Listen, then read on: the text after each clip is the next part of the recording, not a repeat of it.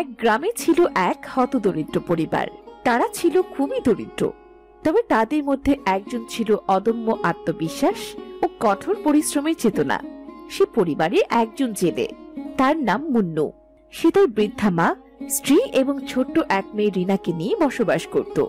গ্রামের পুকুরে জাল দিয়ে মাছ ধরে একমাত্র উপার্জন করত। তাদের পরিবারের প্রত্যেকের মনেই ভালোবাসা ও সৎ মনোভাব ছিল অটুট। মা, ও মা, কতদিন ধরে তুমি বিছানা ছেড়ে তেমন উঠছো না কেন? মা, তোমাকে আগের মতো তেমন প্রাণোজ্জ্বল দেখতে পাচ্ছি না কেন? কেন বাবা, তুমি জানো না দাদির শরীর তো ভালো নেই। দাদি তো খুব অসুখ করেছে। তোমায় মা কতবার করে বলেছিল না দাদিকে ওষুধ এনে দিতে, কিন্তু তুমি তো একদিনও ওষুধ আনতে না বাবা। দেখেছিস তো মা, আমি তো সব কথাই ভুলে গিয়েছি। ঠিক আছে, আজই আমি তোর দিদার জন্য ওষুধ নিয়ে আসবো। না রে বাবা, তোকে শুধু শুধু আমার জন্য ওষুধ আনতে হবে না। আর আমার এখন বয়স হচ্ছে, এখন যতদিন যাবে শরীরটা এভাবে আস্তে আস্তে ততই খারাপ করবে। তুই কদিন আর ওষুধ খাইয়ে আমায় সুস্থ রাখতে পারবি? এটা যে বয়সের দোষ। আর তাছাড়া অভাবের সংসারে শুধু শুধু ওষুধ কিনে পয়সা অপচয় করতে হবে না। রোজ রোজই আধপসা ছোট ছোট মাছ, এসব রান্না করতে আর ভাল লাগে না। মাঝে মধ্যে তো বড় মাছ খেতে হয় নাকি? শ্যামলী, আমরা কবে বড় মাছ খেতে পেরেছি বলতো? এই যে নদীতে সারাদিন জাল ফেলে মাছ ধরার চেষ্টা করে থাকি, যাও বা বড় মাছ পাই, সেগুলোকেও তো বিক্রি করে দিতে হয়। অভাবের সংসারে এই চুনোপুটিগুলো জোটে, এটাই তো অনেক।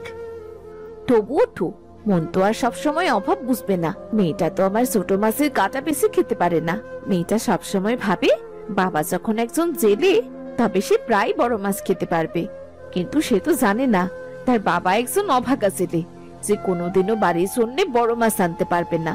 সব বড় মাছ বিক্রি করে বাড়িতে আধপসা চুনোপুটি মাছ নিয়ে আসে। শ্যামলী, একবার ভাবো গুণী জ্ঞানীরা কি বলে গেছে, জেলেরা মাছ খায় না। এই কথা তো আর এমনি এমনি বলেনি তারা। এমনই আমাদের জীবন, একটা বড় মাছ ধরলে তা বিক্রি করে দিতে হয়, নিজেদের জন্য কিছু রাখার উপায়ও নেই। যদি একদিন বড় মাছটি নিজেদের জন্য বাড়িতে নিয়ে আসি, হয়তো সেদিন আর চাল ডাল হবে না। আর এটাই আমাদের জীবনের চিরন্তন সত্য, জানো তো তুমি। আরে আমার জালটা এত ভারী লাগছে কেন? জালটা মনে হচ্ছে টেনে তুলতেই পারছি না। মনে হচ্ছে বড় একটা মাছ বেঁধেছে আজকে জালে। যাক, আমার বউয়ের মনের আশা আজ পূরণ করতে পারবো।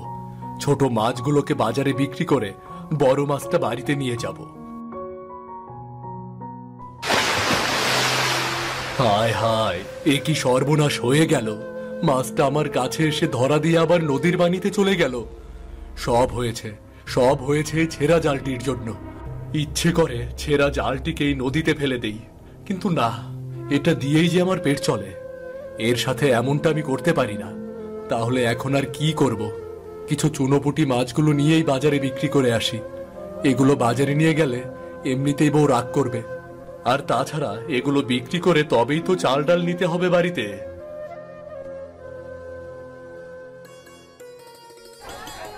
কে মন্য, আজকেও তেমন বেশি কিছু পেলে না?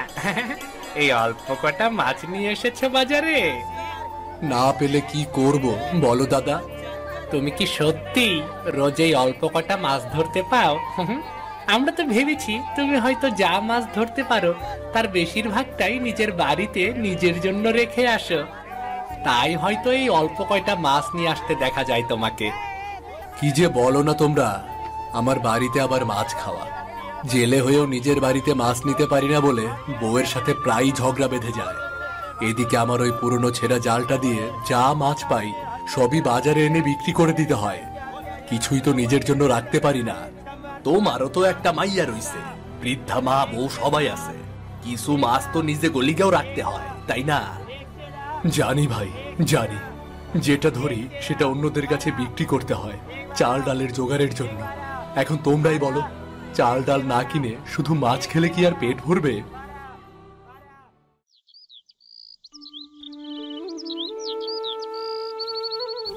আজও বড় মাছের দেখা মিলল না, তাই তো? আমি জানি তুমি আমার ওপর আজও রাগ করবে, কিন্তু আমার যে কিছুই করার নেই। বাবা, তুমি নাকি আজ আমাদের জন্য বড় মাছ নিয়ে আসবে? মা তো বললো আজ রাতে নাকি আমরা বড় মাছের ঝোল দিয়ে ভাত খাবো। তাহলে বড় মাছ কোথায় বাবা? তোর বাবা তো আমাদের জন্য কোনো দিনও বড় মাছ আনতে পারবে না রে মা। চল ঘরে চল, পান্তা ভাত খেয়ে ঘুমিয়ে পড়বি চল।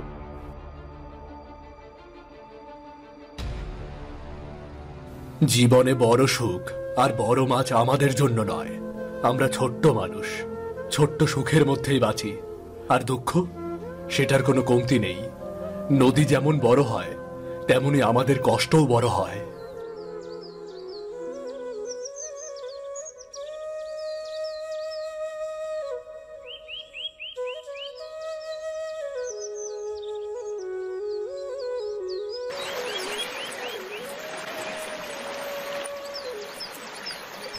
আহ, রোজই তো আমার জালে ভালো মাছ ওঠে, কিন্তু একটাও তো রাখতে পারি না। সবই তো ওই ছেঁড়া অংশ দিয়ে বেরিয়ে যায় আমার হাত ফসকে।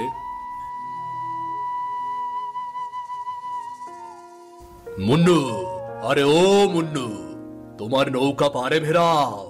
তোমার সাথে আমার কথা আছে, শিগগির এদিকে এসো। এ কি, ওটা জমিদার মশাই না? হ্যাঁ হ্যাঁ, তাই তো। জমিদার মশাই আমাকে এত তড়িঘড়ি করে ডাকছে কেন?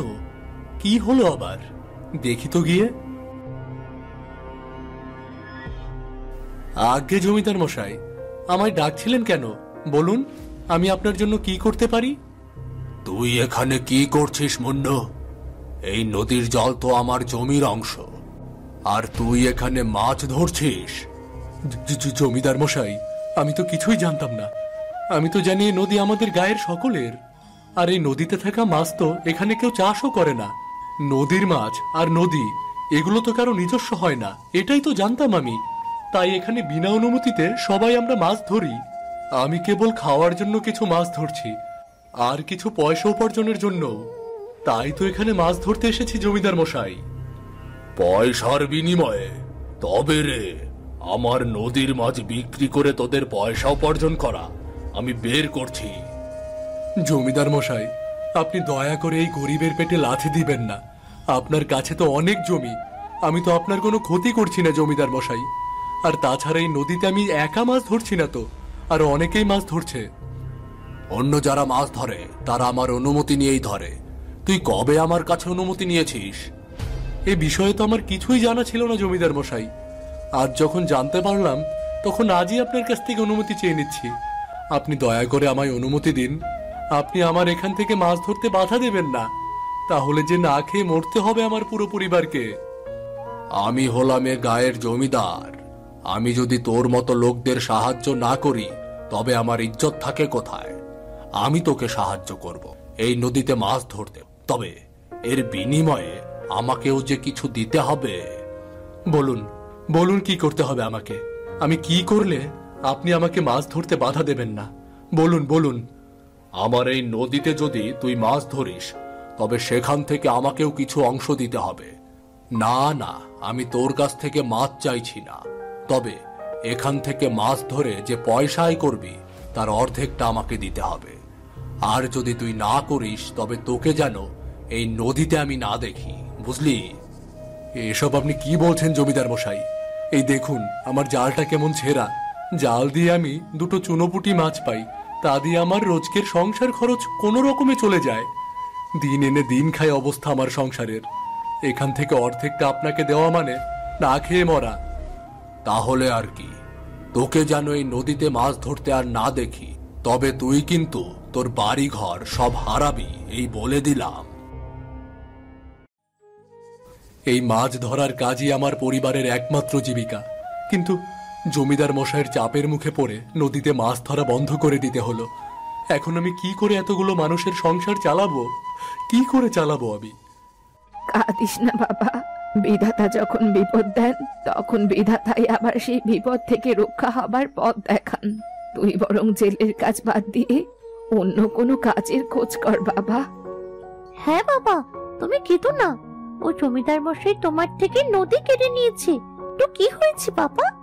একদিন তোমারও একটা জায়গা হবে, যেখানে তুমি স্বাচ্ছন্দ্যে মাছ ধরবে, কিন্তু কেউ তোমায় কিচ্ছুটি বলতে পারবে না। আমার এই ছোট্ট মেয়েটার মুখের কথা যেন সত্যি হয় বিধাতা। এরপর একদিন মুন্নুর ছোট্ট মেয়ে বাড়ির পাশের একটি ডোবায় কিছু মাছের পোনা দেখতে পায়। এই ডোবাতে তো আগে কখনো মাছের পোনা দেখিনি। এটা তো ময়লা ফেলার ডোবা, তাহলে হঠাৎ এখানে মাছ কোথা থেকে এলো? ইস, আমাদের বাড়িতে যদি পুকুর থাকতো তাহলে পোনা মাছগুলোকে নিয়ে সেখানে ছেড়ে দিতাম, আর মাছগুলোকে সেখানেই বড় করতাম, আর তারপর সেগুলো বাবা ধরতে পারতো, আর আমার বাবার সব দুঃখ দূর হতো। তখনই অবিশ্বাস্যভাবে মাছের পোনা কথা বলতে শুরু করে, আর মিনা সেই কথা শুনতে পায়। তুমি একদম ঠিক বলেছ মেয়ে, তাই তুমি আমাদেরকে এখান থেকে তুলে নিয়ে যাও, তোমার বাড়িতে নিয়ে যাও। এ কি মাছের পোনা, তুমি আবার আমার ভাষায় কথা বলছো? আমি যে তোমার দুঃখ দূর করতে তোমার নতুন বন্ধু হতে এসেছি, তাই তো তোমার সাথে আমি কথা বলতে পারছি, আর তুমিও আমার কথা বুঝতে পারছো। সত্যি বলছো? তুমি আমার বন্ধু হবে আর আমার দুঃখ দূর করবে? তাহলে তুমি আমার বাবাকে আগে সুখী করো, আমার বাবা খুশি হলে আমরা খুশি হব। তাই তো বলছি, তুমি এখান থেকে তোমার বাড়ি নিয়ে যাও আমাকে। কিন্তু আমার বাড়িতে তো কোনো ডোবা বা পুকুর নেই, তাহলে তোমাকে নিয়ে আমি রাখবো কোথায়? সে ব্যবস্থাও হয়ে যাবে, আগে এখান থেকে তুমি আমাদের নিয়ে চলো।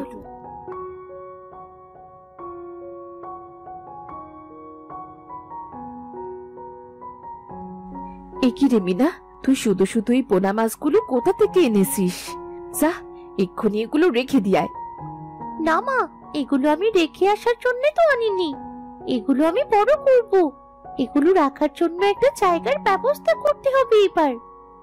কি যে বলিস না তুই, এগুলো আবার তুই কোথায় রাখবি? বড় মাছ হলেও তবু কেটে রান্না করতে পারতাম, এই ছোট পোনা মাছগুলো দিয়ে তুই কি করবি? আহা বউ, তুমি এমন করে বলছো কেন? ওর শখ হয়েছে পোনা মাছগুলো পানিতে জিইয়ে রাখার, রাখুক না। আয় মা, আমি তোকে একটা বড় পাত্রে জল দিচ্ছি, সেখানে এগুলোকে ছেড়ে দিবি। না না, তুমি তোমার বাবাকে বলো যে বাড়ির উঠোনে পুকুর খনন করতে, আর সেই পুকুরেই আমাদের ছেড়ে দাও। তারপর দেখবে তোমার বাবার অভাব দূর হবে, আমাদের থেকে আরো অনেক মাছ হবে তোমাদের পুকুরে। এরপর মিনা তার বাবাকে বলল, বাবা, আমি ভাবছি আমাদের বাড়ির উঠোনে একটা পুকুর তৈরি করার কথা, আর এই পোনা মাছগুলো সেখানে ছেড়ে দেব। তুমি আমাদের বাড়ির উঠোনে একটা বড় পুকুর খনন করবে বাবা? মেয়েটা কি পাগল হলো নাকি আজ? না না মা, মেয়েটার কথা ভেবে দেখো একবার, মেয়েটা খারাপ কিছু বলেনি কিন্তু। আমার বাড়ির উঠানে তো বেশ অনেক জায়গা, এখানে যদি একটা পুকুর খনন করতে পারি আর সেখানে কিছু পোনা মাছ ছেড়ে দেই, তাহলে তো আমার নিজের বাড়ির উঠোনের বড় পুকুরে এই মাছ চাষ করতে পারবো। এতে আমরা নিজেদের মাছ চাষ করতে পারবো, আর তাতে কাউকে কোনো হিসাব দিতে হবে না। সত্যি তো, এটা তো দারুণ হতো যদি আমরা আমাদের বাড়ির উঠোনে পুকুর খুঁড়ে মাছ চাষ করি, তাহলে জমিদারদের চাপের বাইরে থাকবো, আর খুব সহজেই সংসারের অভাবও দূর করতে পারবো। হ্যাঁ, একদম ঠিক বলেছিস তোরা। আমরা বাড়ির উঠোনে একটা পুকুর খনন করব, আর এতে আমাদের খরচ কম হবে, আর মাছ চাষ করে আমাদের দুঃখও দূর হবে। সবার সম্মতিতে মুন্নু ও তার পরিবার উঠে পড়ে লেগে যায় পুকুর খনন কাজে। দীর্ঘ 1 মাস পর মুন্নু এবং তার পরিবারের পরিশ্রমের ফলে তাদের বাড়ির উঠোনে একটা বড় পুকুর তৈরি হয়। ততদিনে তারা সেই পোনা মাছগুলোকে একটা জল ভর্তি পাত্রে বাঁচিয়ে রাখে। এরপর পুকুরে তারা সেই মাছের পোনা ছেড়ে দেয়, যা মিনা বাড়িতে নিয়ে এসেছিল আর এতদিন বাঁচিয়ে রেখেছিল। আহারে, আজ কতদিন হয়ে গেল মুন্নু জেলে বাজারে আসে না, ওর মুখখানাও দেখি না কতদিন। ওই জমিদার মশাই ওকে ভুলভাল বলে ভয় দেখিয়ে ওকে নদীর থেকে মাছ ধরতে বাধা দিয়েছে, সেই থেকেই তো বেচারা মাছ ধরতে না পেরে ভীষণ অভাবে জীবনযাপন করছে। এতদিন মুন্নু অনেক দুঃখ কষ্ট করছে, কিন্তু ওর দুঃখের দিন ঘুষতে আর বেশি দেরি নাই গো। মুন্নু তার বাড়ির উঠানে এক বিশাল পুকুর খনন করছে, আর সেইখানে মাছের চাষ শুরু করতেছে। সেই মাছ বাড়তে শুরু করছে, এরপর দেখবা মুন্নুর আর কোনো দুঃখ কষ্ট থাকবো না। তাই নাকি? তাহলে তো মুন্নুর বড় পুকুর দেখতে যেতে হয় একবার, কি বলিস? ঠিক আছে, আজই চলো মুন্নুর বড় পুকুরটা দেখে আসা যায়।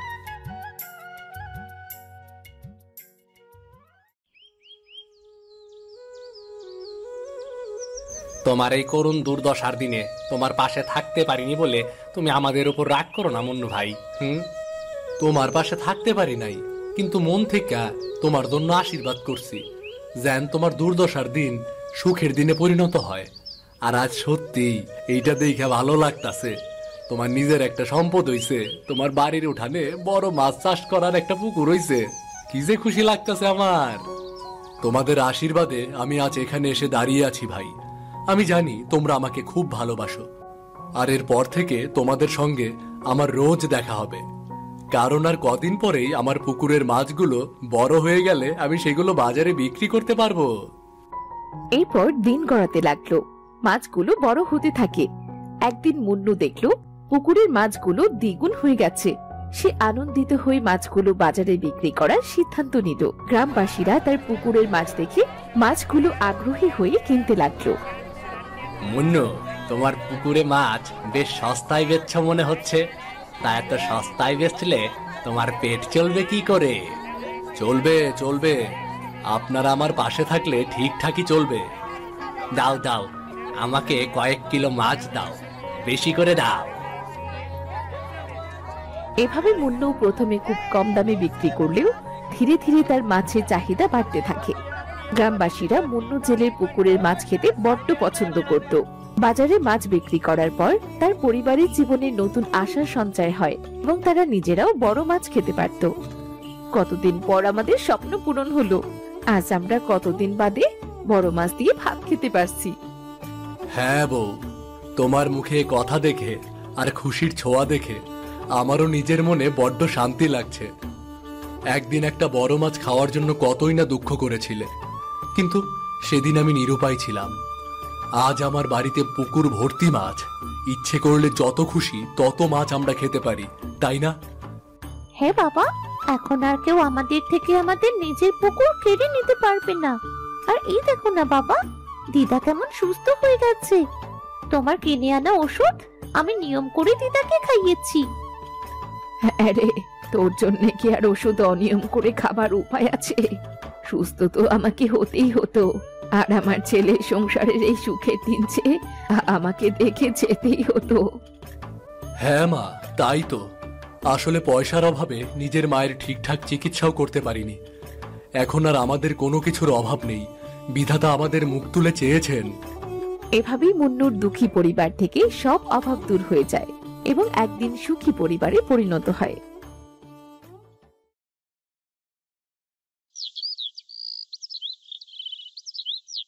মুন্নু, মুন্নু। আরে জমিদার মশাই যে, তা আমার বাড়িতে আপনি কি দরকারে বলুন তো? শুনলাম তুমি নাকি তোমার বাড়ির উঠানে এবার পুকুর খনন করে তাতে মাছ চাষ করেছো, তাই দেখতে এলাম আর কি। হ্যাঁ, তা আপনি দেখবেন কেন? শুধু আপনাকে এই পুকুরের মাছ খাওয়াতেও পারি আমি।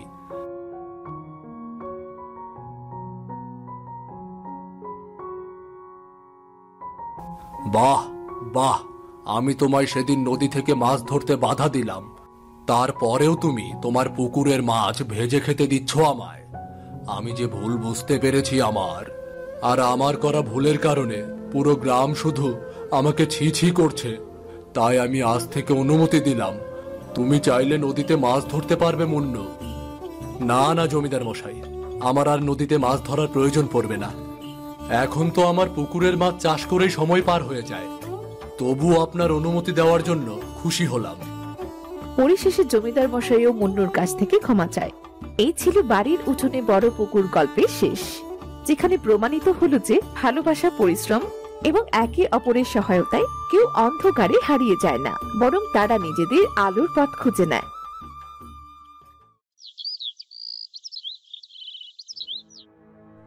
এই যে চেয়ারে পায়ের ওপর পা তুলে বসে আছো, এটার কি খুব বেশি দরকার? পায়ের ওপর পা তুলে বসে থাকবো না কেন? এখন আবার কি কাজ? আমার কোনো কাজ বাজ নেই, তাই আমি পায়ের উপরে পা তুলে খুব আরামে আছি আর আরাম করছি। তুমি আরাম করছো ঠিক আছে, আমার কি আরাম করার ইচ্ছে নেই?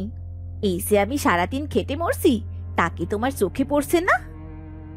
তুমি বাড়ির বউ, তুমি তো কাজবাজ করবেই। এখানে আমি কি করব?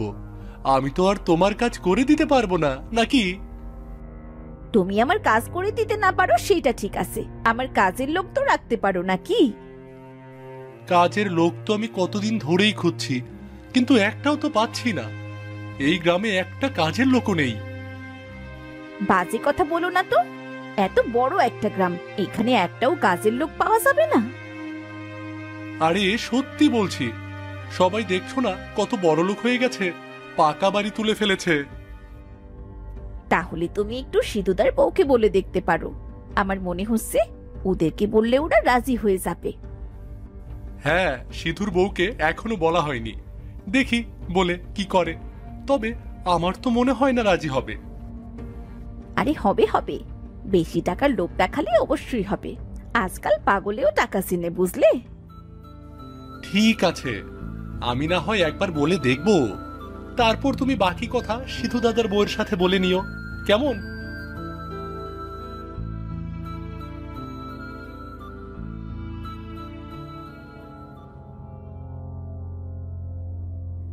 কিরে পূজা, আজ আসতে অত দেরি হলো যে? আর বলো না দিদি, সেই সকালে ঘুম থেকে উঠে সারাটা দিন কাজ করতে করতে আমার পড়ানটা একদম যায় যায়। আমিও তো একই সমস্যায় আছি রে, আর করতে পারছি না এসব। এত কিছু করতে কি আর ভাল লাগে বলো? সেই সকাল থেকে রাত অব্দি একটু ফুরসত মেলে না। তোকে আর কি বলবো, আমি তো একটু আগেও তোর দাদার সাথে এই নিয়ে ঝগড়া করে এলাম, আমাকে কোনো কাজের লোক এনে দিচ্ছে না। আমিও তো এই নিয়ে ঝগড়া করি, কিন্তু ওই একই কথা, কাজের লোক খুঁজে পাওয়া যাচ্ছে না।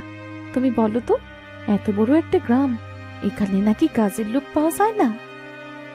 আমিও তো সেই কথাই বলছি, তোর দাদাকে শুনিয়ে দিয়েছি দু কথা, তারপর ওই সিধুদার বউয়ের কথা বললাম। কেন, সিধুদার বউ আবার কি করবে? বারে, বুঝতে পারছিস না? ওরা তো আমাদের গ্রামের একমাত্র নিম্নবিত্ত, ওদের তো অত টাকা পয়সা নেই। তাহলে টাকার জন্য ওরা কাজ করতে রাজি হবে তো? আমার মনে হয় তো হবে, কারণ বেশি টাকার লোক দেখালে সুরসুর করে কাজে চলে আসবে, দেখিস।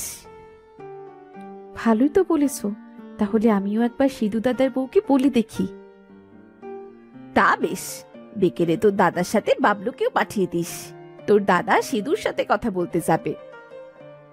সিধুর বউ যদি রাজি হয়ে যায়, তাহলে আমাদের কষ্টের দিন শেষ হবে দিদি। কিন্তু একজন কাজের লোক দিয়ে দুজন কিভাবে কাজ করাবো? ও নিয়ে তুমি চিন্তা করো না দিদি, একবার পাওয়া যাক না, বাকিটা পরে ভেবে দেখা যাবে। আর তাছাড়া তোমার আর আমার ঘর তো একই জায়গায়। বেশ বলেছিস, তাহলে বিকেলেই বাবলুকে পাঠিয়ে দিস, কেমন? ঠিক আছে, আমি আগে গিয়ে বাবলুর সাথে কথা বলি, তারপর পাঠিয়ে দেব।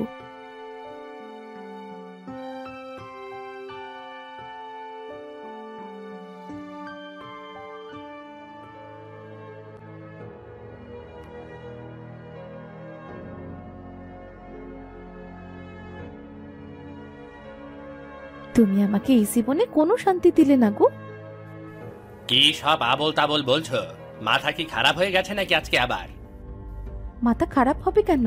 আমি যা বলছি তা সত্যি কথাই তো বলছি। কিসের সত্য বলছো? কোন জিনিসটার অভাবে আমি তোমাকে রেখেছি বলো তো? রয়েছে তো রানীর হালে, কি বুঝবে? রানীর হালে না চাকরানির হালে সেটা বলো। কথাটা তেতে হলেও সত্যি, তুমি আমাকে কোনো শান্তি দিলে না। আচ্ছা, প্রতিটা দিন তোমার ঝগড়া না করলে দিন ভালো যায় না? এত সুখে থেকেও এত ঝগড়া কেন করো তুমি? করবো না তো কি করব? কত দিন ধরে তোমায় বলছি একটা কাজের লোক খুঁজে দাও, তুমি তো আমার কোনো কথাই শুনছো না। কে বলেছে নেইনি? সারা গ্রাম তন্ন তন্ন করে খুঁজেও একটা কাজের লোক পাইনি। শোনো, মন দিয়ে খুঁজলে ভগবানকেও পাওয়া যায়, আর তুমি কিনা একটা কাজের লোক খুঁজে আনতে পারলে না? আমার কষ্ট তোমার চোখে পড়ছে না? কোথায় ভগবান আর কোথায় কাজের লোক? কিসের মধ্যে কি আনছো তুমি? আমি কিছু জানি না, এবার আমার কাজের লোক চাই চাই। তুমি যেভাবেই হোক আমাকে কাজের লোক এনে দাও। আচ্ছা আচ্ছা, তুমি শান্ত হও, আমি খোঁজ লাগাচ্ছি। খোঁজ লাগালে হবে না, আমার খোঁজে এমন একজন লোকই আছে। কাকে খুঁজে বের করেছো শুনি? কেন, সিধু দাদার বউকে। সৈতি দিদি বলেছে সিধু দাদার বউকে একটু পয়সা দিলেই কাজে আনতে পারবো। সিধু দাদার সাথে আমি এ নিয়ে কথা বলতে পারবো না। তোমার ইচ্ছা থাকলে তুমি গিয়ে বলো, যাও। এই জন্যই তো বলছি, আমাকে কোনো শান্তি তুমি দিলে না। তোমার একা যেতে হবে না। আমার একা যেতে হবে না মানে? তুমি কি আমার সাথে যাবে নাকি? আমি তোমার সাথে যাব কেন? সৈতি দিদি বলেছে আজ বিকেলেই নাকি দেবেনদা সিধুদার সাথে কথা বলতে যাবে। ঠিক আছে, আমিও না হয় দেবেন দাদার সাথে কথা বলতে চলে যাব।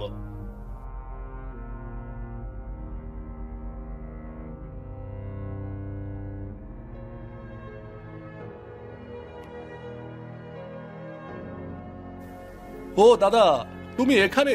তোমাকে পেয়ে গেলাম, ভালোই হলো। বাড়িতে আর যেতে হলো না। কেন রে, তোরা দুজন মিলে আমাকে খুঁজছিস কেন?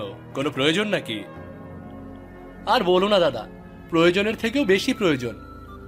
কেন, কি হয়েছে? আর বলো না দাদা, আমরা তো আর বাড়িতে টিকতেই পারছি না আমাদের বউয়ের জ্বালায়। কেন, অশান্তি শুরু হয়েছে নাকি? তাহলে দেবাশিস বাবুর কাছে যা, উনি একটা বিচার করবেন। আমাদের যে অশান্তি শুরু হয়েছে তা তুমি ছাড়া কেউ মেটাতে পারবে না। আমি আবার কি করব? তোদের কথা শুনে আমার হাসি পাচ্ছে। আহা দাদা, আগে তো শোনো আমরা কি বলতে চাই। আচ্ছা বল শুনি, তোরা কি বলতে চাস? তুমি তো জানো দাদা, আমাদের টাকা পয়সার অভাব নেই, তবুও আমাদের সংসারে কোনো শান্তি নেই। আমি তোদের কথা ঠিক বুঝতে পারছি না রে, একটু বুঝিয়ে বলবি কি? অবশ্যই অবশ্যই, কিন্তু কিভাবে যে বলি। এত ভনিতা না করে বলে ফেল। আচ্ছা শোনো, আমার এবং বাবলুর বউ দুজনেরই একটা কাজের লোক প্রয়োজন। কাজের লোক প্রয়োজন? তাতে তোরা আমার কাছে কেন এসেছিস? দেখো দাদা, পয়সার তো প্রয়োজন সবার আছে, আমরা তোমার অবস্থাটাও জানি, তাই আমরা ভাবছিলাম বৌদি যদি আমাদের কাজগুলো করে দেয়। বৌদি কাজগুলো করে দেবে মানে? তোদের বৌদি কি কাজের লোক নাকি? কি সব বলছিস তোরা? তুমি বুঝতে পারছো না দাদা, দেখো তোমাদের সংসার এমনিতেই আর্থিক সংকট, তোমার পাশাপাশি বৌদি যদি কাজ করে। আমাদের সংসারে আর্থিক সংকট থাকলেও আমার বউ তোদের বাড়িতে গিয়ে কাজের লোকের কাজ করবে না। রাজি হয়ে যাও দাদা, এত গো ধরে বসে থাকলে চলবে না। সেটা আমি বুঝবো, আমি আমার বউকে তোদের বাড়িতে কাজে দিতে রাজি নই। তোরা এখন যা এখান থেকে, যা। দেখো, আমরা কিন্তু পয়সা দিতাম। নিকুচি করেছি তোদের পয়সার, তোরা যা এখান থেকে, সর এখান থেকে।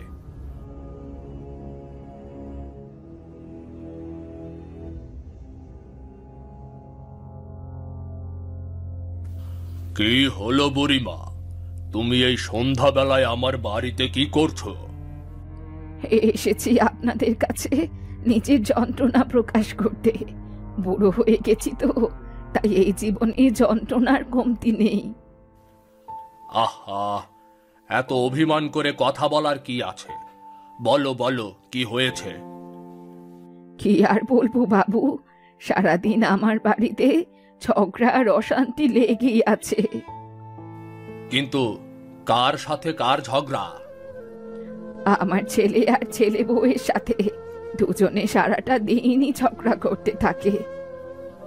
আমার জানা মতে তোমার ছেলে ভালো টাকা রোজগার করে, তারপরেও তোমার বৌমার সাথে কেন ঝগড়া হয় বলো তো? তা আমি নিজেও জানি না দেবাশিস বাবু, আপনি নিজেই পরীক্ষা করে তারপর বিচার করুন। আচ্ছা, তা না হয় বুঝলাম, আমি এর একটা ব্যবস্থা করছি। ওদের শুধু ব্যবস্থা করলেই তো হবে না, ওদের পাশের ঘরেই থাকে দেবেন আর দেবেনের বউ, ওরা দুজনও সারাদিন ঝগড়া করে। আমি বুঝলাম না, দেবেন এবং বাবলুর রোজগার তো কম নয়, তারপরেও তারা বউদের সাথে সুখী কেন নয়? টাকা থাকলে তো আর সুখী হওয়া যায় না বাবু। গিয়ে দেখুন না সিধুকে, এত কম টাকা রোজগার করে, তাও সুখের কোনো অভাব নেই। এখন তুমি আমাকে তোমাদের পারিবারিক ঝামেলার কি করতে বলছো বলো তো? আমি বলছি কি, আমাদের এই পারিবারিক ঝামেলাটা মিটিয়ে দিন, যে কোনো উপায়ে মিটিয়ে দিন। ঠিক আছে, তাহলে তুমি বাড়ি যাও। আমি একটা পরিকল্পনা খুঁজে বের করে তারপর দুই পরিবারকেই শায়েস্তা করছি। বাড়ি যাও তুমি।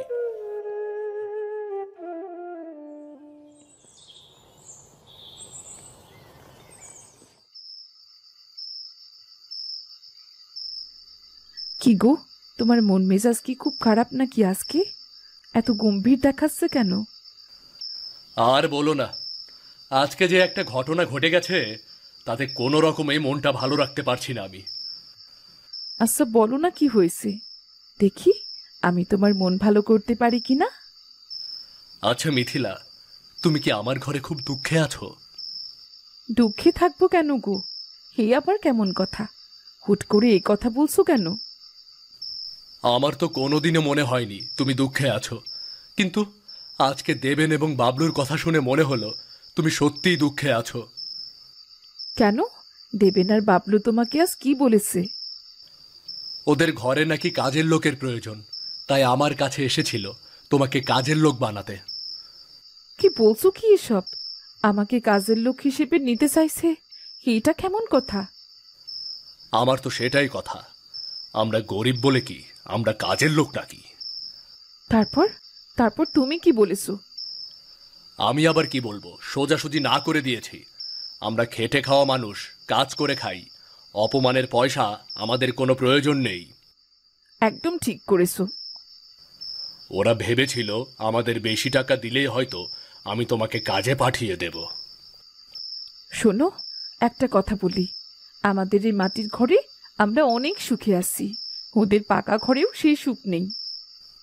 সেটা তো আমি জানি গিন্নি। তাহলে তুমি জানলেই হবে, এত মন খারাপ করলে চলবে? যে ভাবার সে ভাবুক না। কিন্তু এই যে আমার মনে হচ্ছে তুমি তো দুঃখে আছো। সেটা শুধু তোমার ইচ্ছে মনে হচ্ছে, এর বেশি কিছু নয়। তুমি দেখতে পাও না ওদের বাড়িতে কি ঝগড়াঝাটি চলে? হ্যাঁ, এত টাকা থাকার পরেও ওদের বাড়িতে ঝগড়াঝাটি কমেই না।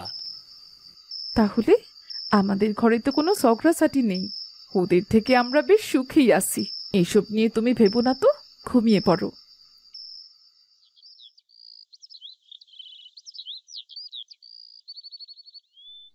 দেখলি পূজা, দেখলি? আমি তোকে বলেছিলাম না, এরা আমাদের কখনোই শান্তি চায় না। একদম ঠিক বলেছো দিদি, একটা সহজ কাজ দিলাম তাও এরা পারলো না। কি আর বলবো বল, এদের শুধু টাকা পয়সাই আছে, আর কোনো মুরদ নাই। কি সব বলছো তোমরা? তোমাদের কোন দিক থেকে আমরা অপূর্ণ রাখি বলো তো? বড় বড় কথা বলো না, বড় বড় কথা বললেই সব হয়ে যায় না। আমরা কি চেষ্টা করিনি? আমরা তো চেষ্টা করেছিলাম, সিধু দাদাই তো না করে দিল। সিধুদা না করে দিলেই কি তোমাদের ফিরে আসতে হবে? তোমরা টাকার লোভ দেখাতে পারলে না? ওদের মাটির বাড়ি, ওরা লোভে গলে যেত। টাকার লোভও আমরা দেখিয়েছি, কিন্তু সিধু দাদা লোভী নয়, সিধু দাদা রাজি হয়নি। রাজি না হলে যেখান থেকে পারো আমাদের জন্য কাজের লোক নিয়ে এসো। হ্যাঁ, না হলে রইল তোমাদের ঘর সংসার, আমরা দুজনই চললাম। আরে তোমরা কোথায় যাচ্ছ? আমরা কি বলেছি কাজের লোক তোমাদের এনে দেব না? আমরা অবশ্যই এনে দেব। আমরা তোমাদের সংসারে থাকবো যদি আমাদের কাজের লোক এনে দাও। সারাদিন কাজ করিয়ে সুখে রাখো সুখে রাখো বললেই হলো না, বুঝলে? আচ্ছা বৌদি, তোমরা দুজনে শান্ত হও, আমরা দেখছি কি করা যায়। যতই টাকা লাগুক আমরা কাজের লোক এনেই দেব। তুমি এত বড় বড় কথা বলো না, এতদিন তো আমি কম চেষ্টা করিনি, চেষ্টা করেও কি কিছু হয়েছে? আচ্ছা, আমরা একটা ব্যবস্থা করছি। চল বাবলু, আমার সাথে চল। এখন কোথায় যাব দাদা? এখন আমরা দেবাশিস বাবুর কাছে যাব, দেখি দেবাশিস বাবু আমাদের কোনো সাহায্য করতে পারে কিনা। ঠিক আছে ঠিক আছে, চল চল। এই যে দুজনে যাচ্ছ কোথায়? কাজের লোক নিয়ে তবেই ফিরবে, না হলে ফেরার কোনো দরকার নেই।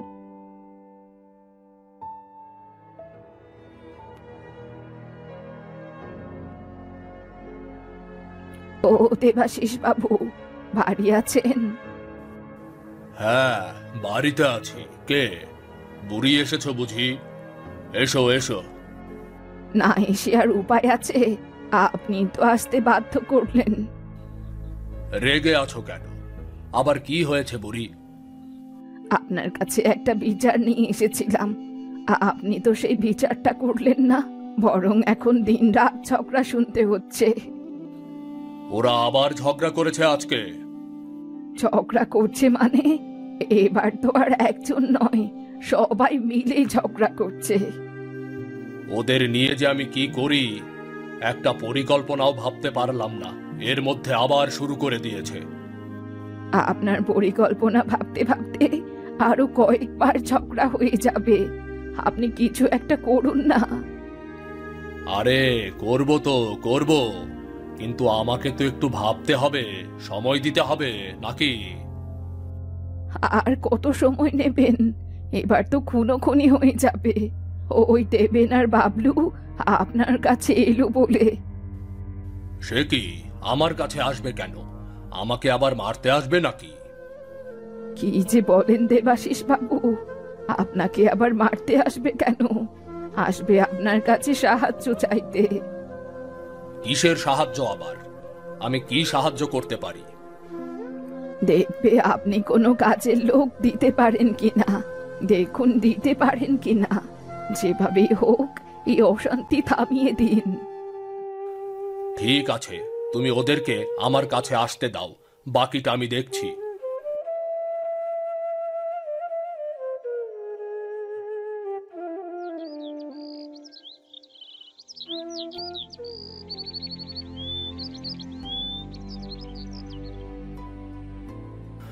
বাবু, আপনার কাছে একটা সাহায্য চাইতে এসেছি, দয়া করে না করবেন না। আমার কাছে কি সাহায্য চাইতে এসেছো তোমরা, বলো। বাবু, যে করেই হোক আমাদের একটা কাজের লোকের ব্যবস্থা করে দিন না। আপনার তো অনেকগুলো কাজের লোক। তোমাকে কে বলেছে আমার কাছে অনেকগুলো কাজের লোক? আমি নিজের রান্না নিজে করে খাই, বুঝতে পেরেছ? এটা কি বলছেন আপনি বাবু? আপনি গ্রামের মোড়ল, তাও আপনার কাছে একটা কাজের লোক নেই? না, আমার কাছে কোনো কাজের লোক নেই, তবে আমি মনে করি নিজেদের কাজ নিজেরা করাই ভালো। কিন্তু এই কাজের লোক নিয়ে তো আমাদের সংসারে যত অশান্তি। তোমাদের বউয়েরা বুঝি কাজের লোক চাইছে, তাই না? হ্যাঁ, তারা তো কাজের লোক চাইছে, তারা কাজের লোক ছাড়া সংসারই করবে না। তোমরা তোমাদের বউকে বোঝাও, ভালোভাবে বোঝাও। বুঝিয়েছি বুঝিয়েছি বাবু, কিন্তু ওরা তো অবুঝ, বুঝতেও চায় না। শোনো, এই গ্রামে মনে হয় না কোনো কাজের লোক তোমরা পাবে। কেন বাবু? সিধুর বউ তো আছে, আমরা চাইছি ওর বউকে কাজের লোক বানাতে। তোমরা সিধুর বউকেই কেন চাইছো? কারণ এই গ্রামে ওদের মতো গরিব আর একজনও নেই, তাই কাজের লোক হিসেবে অন্য কাউকে আমরা পাবো না।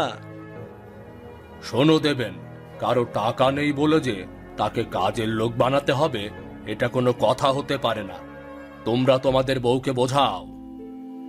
আমরা ওদেরকে বুঝিয়ে বুঝিয়ে ক্লান্ত হয়ে গেছি, এবার আপনি কিছু একটা করুন না। ঠিক আছে, তোমরা যেহেতু আমাকে দায়িত্ব দিয়েছো, তাহলে আমি তোমাদের দায়িত্ব নিয়ে নিচ্ছি। এখন তাহলে আপনি কি করবেন বাবু? সেটা না হয় কালকেই দেখতে পাবে। তোমাদের বউয়েরা অবুঝ, তাদেরকে বোঝাতে হবে। ওরা তো বলেছে আজকে যেন আমরা কাজের লোক না নিয়ে বাড়িতে না ফিরি। তোমরা আজকে যাও, বলবে কাজের লোকের ব্যবস্থা আগামীকাল হয়ে যাবে, তাহলেই হবে। ঠিক আছে দেবাশিস বাবু, তাহলে আমরা চলে যাচ্ছি এখন। আর শোনো, কালকে সকালে তোমরা তোমাদের বউকে নিয়ে সিধুর বাড়ির সামনে গিয়ে আমার জন্য অপেক্ষা করবে, কেমন?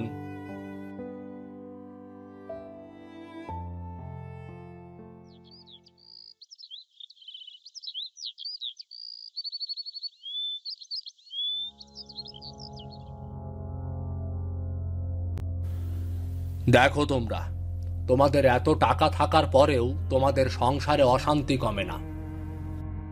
বাবু, একটা কাজের লোক পেলেই হলো, আমাদের অশান্তি কমে যেত। সিধুর বউকে দেখো, না আছে টাকা, না আছে পয়সার লোভ, না আছে কাজের লোকের কোনো চিন্তা, নিজের কাজ নিজেই করছে। বাবু, ওদের তো টাকাই নেই, কাজের লোক রাখবে কোথা থেকে? হ্যাঁ, ঠিক বলেছ। ওদের টাকা নেই, কাজের লোক নেই, তবুও কিন্তু ওরা অনেক সুখী। হ্যাঁ, দেখো দুজনের মুখেই কত হাসি। এদের টাকা পয়সার কোনো চিন্তা নেই, কাঁচা বাড়িতে বেশ আছে। আসলে টাকা পয়সা, কাজের লোক এগুলো হলো নিতান্তই একটা অজুহাত। ভালো থাকতে হলে মন থেকে ভালো থাকতে হবে। তাহলে এখন কি আমরা কাজের লোক পাবো না বাবু? তোমাদেরকে আমি কি বোঝাচ্ছি? বোঝাচ্ছি যে নিজের কাজ নিজে করলেও সুখী থাকা যায়। সিধু দাদার সুখ দেখে আমার হিংসে হচ্ছে। এরকম সুখ পাওয়ার বড্ড লোভ লাগছে আমার। লোভ লাগারই কথা, এরকম সুখ সবাই চায়। মোট কথা হলো মাটির বাড়িতে থেকেও সুখে থাকা যায়। আপনি যা বোঝাতে চাইছেন আমরা তা বুঝতে পেরেছি। এতদিন আমরা টাকার নেশায় অন্ধ ছিলাম।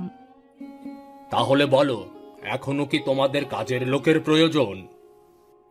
না বাবু, এখন কাজের লোক কি, আমাদের টাকারও আর প্রয়োজন নেই। সিধু দাদার মতো ভালো থাকলেই হলো। আমরাও চাই সুখে শান্তিতে বাস করতে। প্রতিদিন এত ঝগড়াঝাটি আমাদের আর ভালো লাগছে না। আমরা বুঝতে পেরেছি, আমরা আর ঝগড়াঝাটি করব না। বেশ বেশ, তাহলে তোমাদের সাংসারিক অশান্তি তো মিটে গেল। এখন দয়া করে সিধুকে জ্বালাতন করো না, কেমন? একদম নয় বাবু, আমরা কথা দিচ্ছি এখন থেকে আমরাও আর কোনো সাংসারিক অশান্তিতে জড়াবো না। হ্যাঁ, শেষ কথা হলো মাটির ঘরে থেকেও অনেক সুখে থাকা যায়, যেটা আমরা আগে বুঝিনি।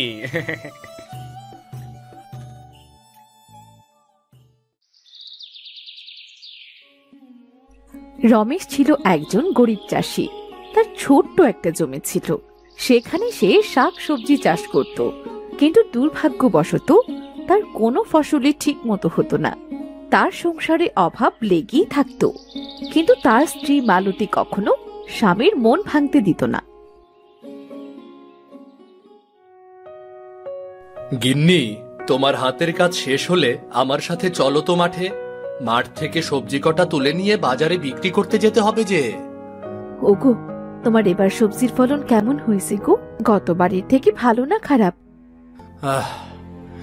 আর গিন্নি সে কথা বলো না গো, আমার কপালটাই মন্দ। যে ফসল লাগাই সেই ফসলই হয় না। কি যে করব কিছুই বুঝতে পারছি না। কি আর করব বলো, ওটা তো আর আমাদের হাতে নেই। সৃষ্টিকর্তা যেদিন মুখ তুলে তাকাবে সেই দিন দেখবে আমাদের আর কোনো দুঃখ থাকবে না। হ্যাঁ গো, তোমার কথা কবে সত্যি হবে কে জানে। তোমাকে তো ঠিক মতো কাপড় খাবার কিছুই দিতে পারি না। জীবনে কোনো কিছুই করতে পারলাম না। থাক না, তুমি আফসোস করো না। আমি তো তোমাকে কখনো কিছুই বলি না। আমাদের কপালে যেটা লেখা আছে সেটাই হবে গো। এর থেকে বেশিও হবে না, কমও হবে না। হ্যাঁ গো গিন্নি, এই একটাই ভালো জিনিস সৃষ্টিকর্তা আমাকে দিয়েছে। তার জন্যই তো এত অভাবের মধ্যেও কিছু বুঝতে পারি না। তোমার মতো লক্ষ্মী বউ পেয়েছি, এজন্যই তো বেঁচে গেলাম। নাও, হয়েছে হয়েছে, আর ঠং করো না। এবার চলো তো মাঠে চলো, না হলে দেরি হয়ে যাবে তো। হাটের বেলা শেষ হয়ে গেলে হাটে যেয়ে কোনো লাভ হবে না। হ্যাঁ গো গিন্নি, চলো। গল্প করতে করতে সময় পার হয়ে যাচ্ছে। এবার তো সত্যি সত্যি দেরি হয়ে যাবে। দেরি হয়ে গেলে আর কেউ সবজি নিতে চাইবে না।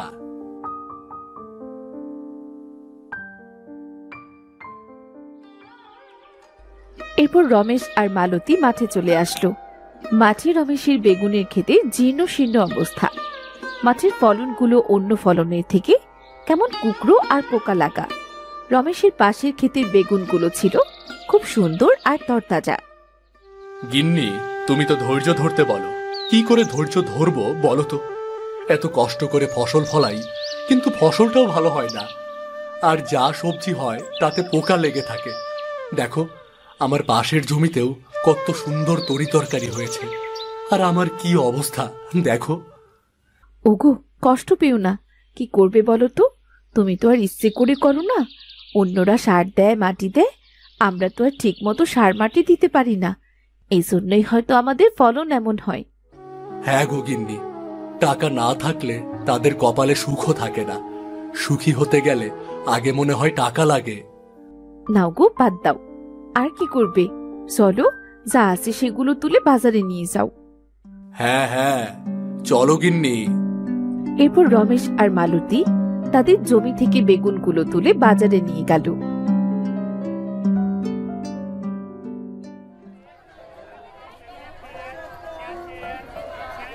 বাজারের লোকজন সবাই রমেশের বেগুন দেখে হাসতে লাগলো। এই রমেশ, এসব কি তরকারি নিয়ে এসেছিস হাটে? তোর সব পোকা বেগুন কে কিনবে রে? কি করবো গো দিনুদা, বলো তো। আমার কপালে যে ভালো কিছু নেই, তা কি করব বলো।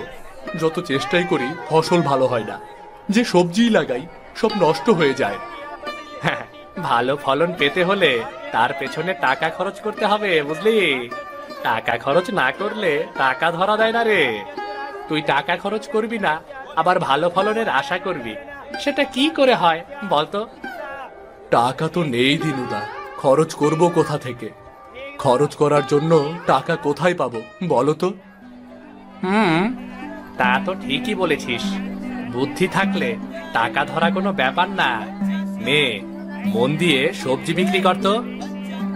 নিয়ে যান বেগুন, নিয়ে যান বেগুন, একদম টাটকা বেগুন, বিনা সারের বেগুন নিয়ে যান, বেগুন। কি যে বলেন না রমেশ ভাই, আপনার ওই পোকাওয়ালা সবজি টাকা দিয়ে কেউ কিনবে না। সবজি নিয়ে তো সব ফেলেই দিতে হবে। না দিদি, দেখুন আমার সবজিতে কোনো সার দেওয়া না, একেবারেই বিনা সারের তরকারি, খেতে ভারী মজা লাগবে। নিন না দিদি, নিন। না না বাবা, টাকা দিয়ে অমন তরকারি আমি নেব না। ও বরং তুমি বাড়ির গরু ছাগলের মুখে দাও। রমেশ কিছু সময় সবজিগুলো নিয়ে বসে থাকলো, কিন্তু কেউই তার সবজি কিনলো না। সে তখন মন খারাপ করে সব সবজিগুলো নিয়ে বাড়ি ফিরে আসলো।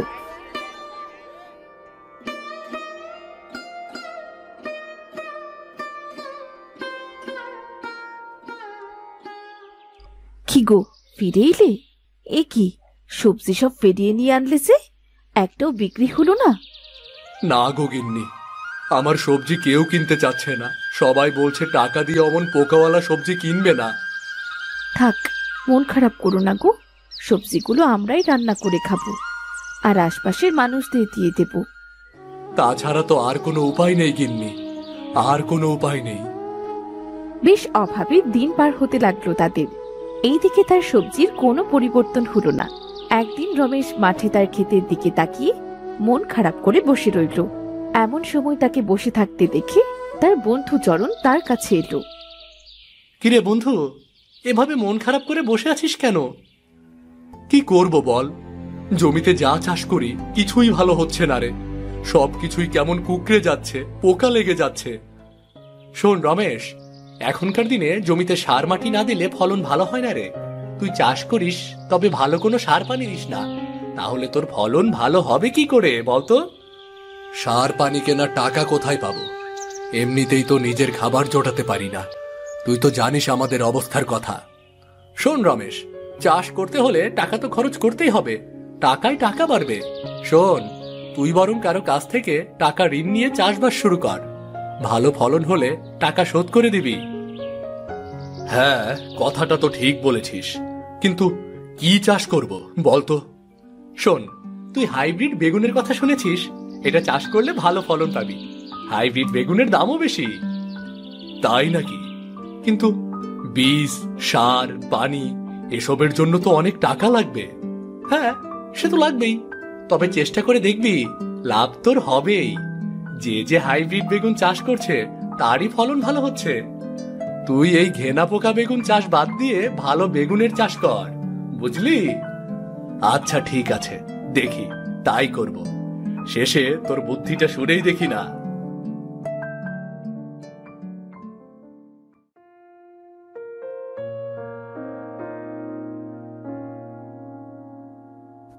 রমেশ বাড়ি ফিরে এসে হাইব্রিড বেগুনের কথা তার বউয়ের সাথে পরামর্শ করল।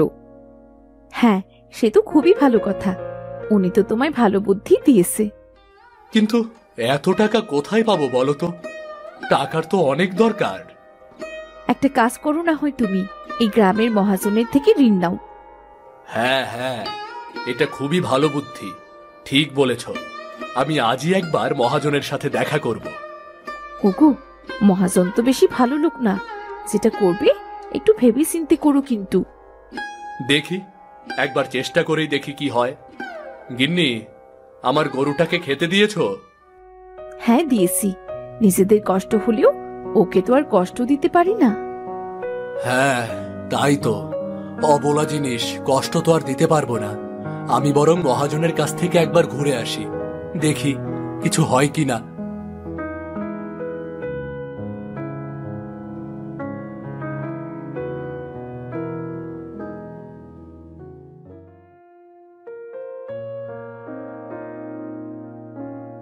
মহাজন মশাই বাড়িতে আছেন? ও মহাজন মশাই। কে রে? ভেতরে আয়, আমি ভেতরে। আরে রমেশ যে, আমার কাছে কি মনে করে এলি? বলতো। মহাজন মশাই, আমি আপনার কাছ থেকে কিছু টাকা ধার নিতে চাই, তাই একবার কথা বলতে এলাম। টাকা? তা টাকা কি কাজে লাগাবি রে? আমি মাঠে হাইব্রিড বেগুনের চাষ করতে চাই।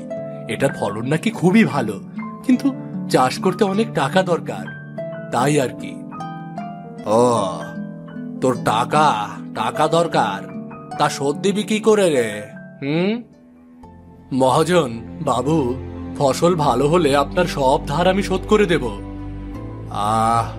আচ্ছা ঠিক আছে, টাকা দেব, তবে একটা শর্ত আছে। শর্ত? কি শর্ত? শর্ত হলো, সময় মতো টাকা শোধ না করলে তোর জমি কিন্তু আমার। টাকা না দিতে পারলে জমি আপনার? কিন্তু দেখ, ভেবে দেখ, এই শর্তে রাজি হলে আমি টাকা এক্ষুনি দিয়ে দেব, আর না হলে আমি টাকা দিতে পারবো না। মহাজনের কথা শুনে রমেশ চিন্তায় পড়ে গেল, কিন্তু তার কাছে আর কোনো উপায় ছিল না। ঠিক আছে, আপনি টাকা দিন, আমি সময় মতো আপনার টাকা শোধ করে দেব। এই নে তোর টাকা, যা মন দিয়ে চাষবাস কর। আর শোন, শর্তের কথাটা কিন্তু মাথায় রাখিস। আচ্ছা, শর্ত নিলাম মেনে, মানতেই তো হবে।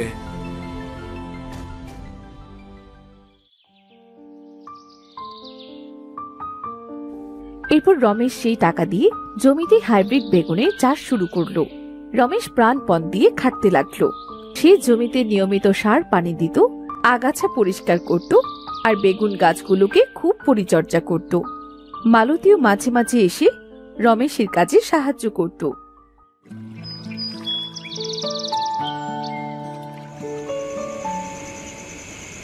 গিন্নি, আমি তো এবার আমার প্রাণপণ দিয়ে কাজ করেছি। এবার যে জমিতে বেগুন গাছে কেমন ফলন হবে কে জানে। হোগো, সৃষ্টিকর্তার উপর ভরসা রাখো, দেখো উনি তোমার কষ্ট বৃথা যেতে দেবেন না। তোমার কথাই যেন সত্যি হয়, না হলে যে সব হারাতে হবে। সারাদিন কাজ করে রাতে একটু শান্তিতে ঘুমাও, শুধু শুধু চিন্তা করে শরীর খারাপ করো না। এভাবে কয়েক মাস পার হলো। রমেশের ক্ষেতে গাছ ভর্তি বেগুনের ভালো ফলন হলো। বড় বড় বেগুন ঝুলছে গাছে। মাঠের চাষিরা রমেশের এত সুন্দর বেগুন দেখে খুবই অবাক হলো। বুঝলি মনি, দেখ দেখ রমেশের বেগুনগুলো দেখ, এবার তো রমেশ লালে লাল হয়ে যাবে রে। আসলে যার বেগুন খেতে দুদিন আগেও পোকা কোকড়া এগুলো ছিল বেগুনে, আর সেই খেতে কিনা সেরা বেগুন ধরেছে, মাঠের সেরা বেগুন। বেচারি এক মাস খুবই পরিশ্রম করেছে ক্ষেতের পেছনে, কষ্ট করলে আসলেই কেষ্ট মেলে।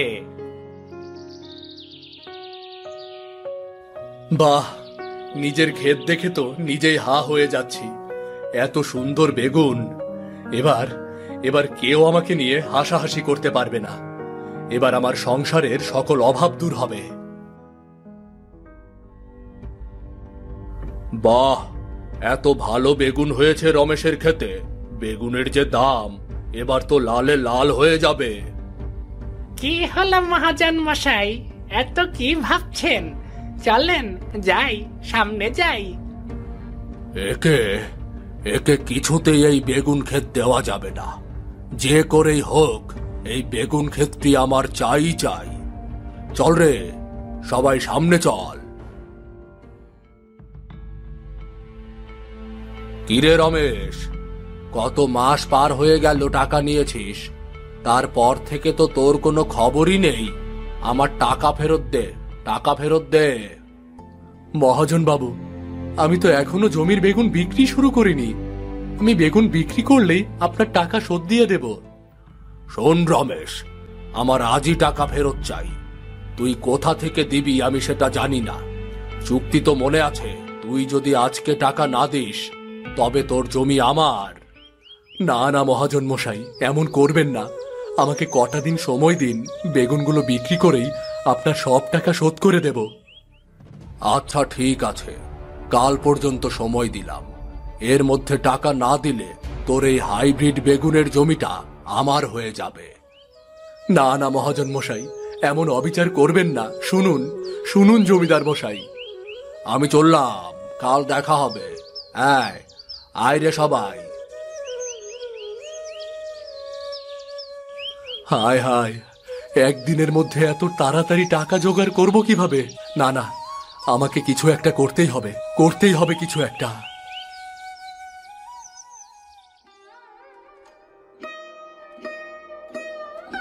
এরপর রমেশ বাড়ি গিয়ে সব কথা মালতীকে খুলে বলল। সব শুনে মালতী চিন্তায় পড়ে গেল। হুগু, এখন কি করবে? আমার তো মনে হচ্ছে এটা মহাজনের ফন্দি, আমাদের জমিটা হাতিয়ে নিতে চাচ্ছে।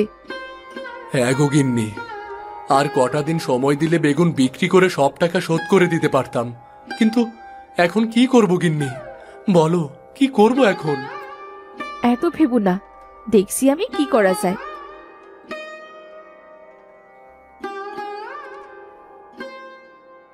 নাও ধরো। কি করছোটা কি? তোমার স্বর্ণের জিনিসগুলো কেন বের করে আনছো তুমি? তুমি সৎ মানুষ, প্রতিশ্রুতি তো ভাঙতে পারবে না, এটা আমি জানি। এইগুলো আর সাথে আমাদের গরুগুলো বেচে দাও। এগুলো দিয়ে যে টাকা হবে সেই দিয়ে তুমি মহাজনের টাকা শোধ করে এসো। না না গিন্নি, তোমার গয়না আমি কি করে বিক্রি করব?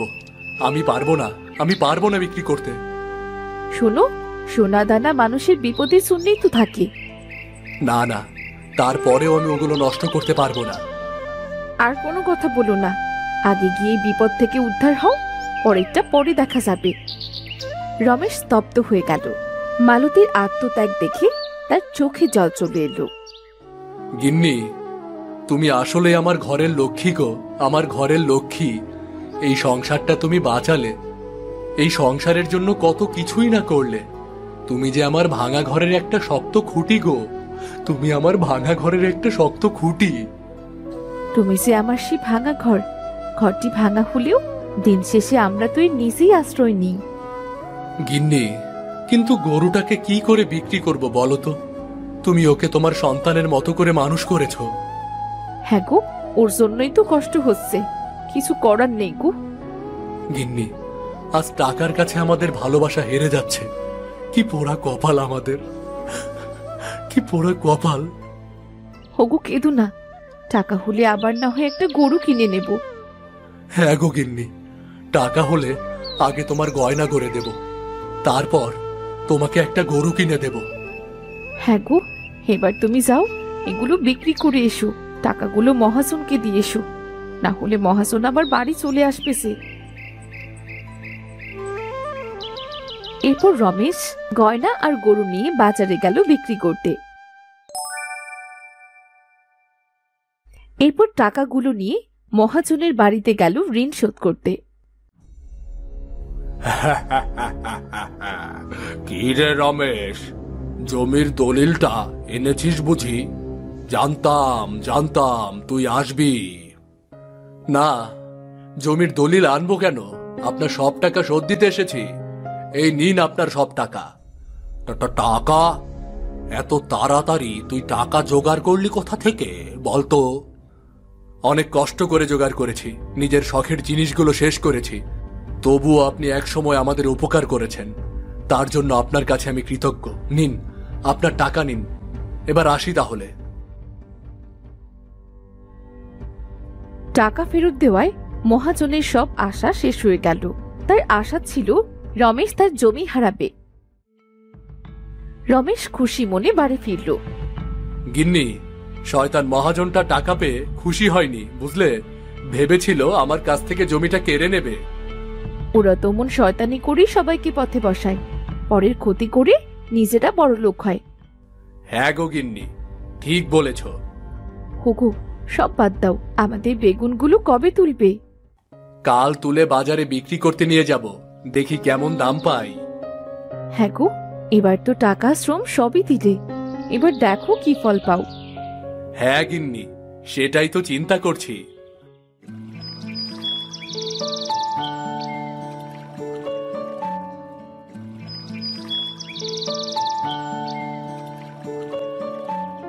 পরদিন সকালে রমেশ মাঠে গিয়ে তার ক্ষেত থেকে তাজা বড় বেগুনগুলো তুলে নিয়ে বাজারে বিক্রি করতে নিয়ে গেল।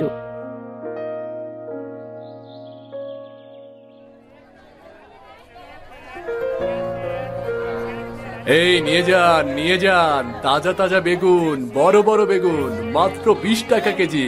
নিন নিন, তাজা বেগুন, একদম টাটকা বেগুন, খেতে খুবই স্বাদ।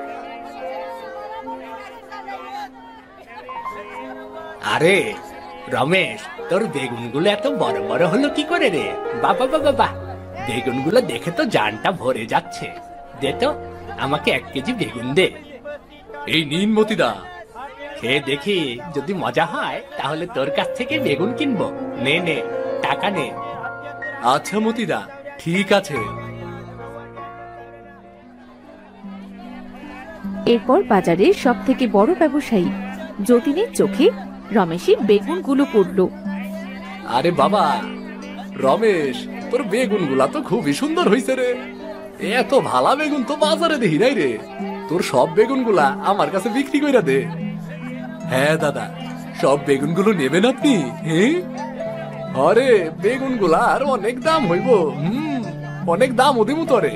কাল থেকে সব বেগুনগুলা তুই আমারে দিবি, আমি এই বেগুনগুলা শহরে বিক্রি করতে লইয়া যাবো। আচ্ছা দাদা, তাই হবে। আমার জন্য বড্ড উপকার হলো গো দাদা, বড্ড উপকার হলো। এই নে তোর টাকা। যতীন রমেশের থেকে বেগুন নিয়ে রমেশকে ভালো দাম দিল। এভাবে কয়েকদিনের মধ্যেই রমেশ প্রচুর টাকা আয় করল। টাকা দিয়ে রমেশ তার বউকে শখের গরুটা কিনে দিল, আর বাকি টাকা দিয়ে সে তার জন্য গয়না বানালো। বউকে আজ চমকিয়ে দেব। আজ যে কি খুশি লাগছে, বউ গরুটা দেখলে খুব খুশি হবে।